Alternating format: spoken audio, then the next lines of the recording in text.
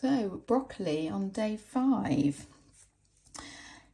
After taking the cover off of that one, if I had left it any longer, it wouldn't have harmed it. They would have pushed up, but if it had been stacked, they would have sort of bent slightly. You can see that they're slightly bent over, which is not a problem because we're going to bring them into the light today. So they've really shot up. We've got loads and loads of lovely root fur down here. It's not mould.